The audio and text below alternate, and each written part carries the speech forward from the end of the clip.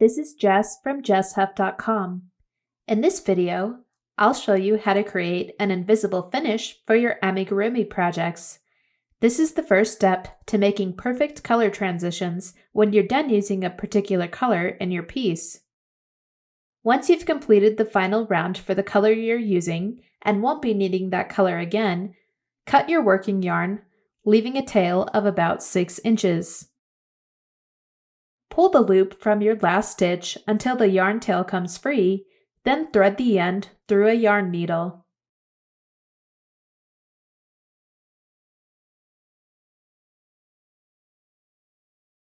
We are going to be creating a fake stitch over the first stitch of the round.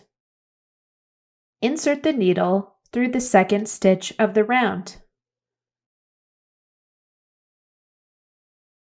Now insert the needle under the back loop only of the final stitch of the round.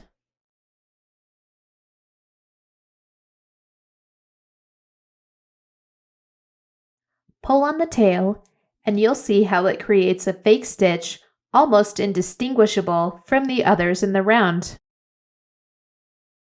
Secure the tail with a knot inside the work.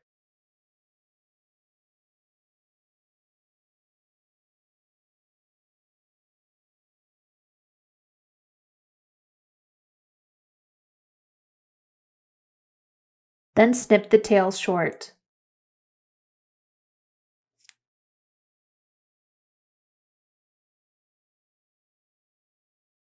To learn how to start the new color, be sure to watch my next video on how to do a standing start.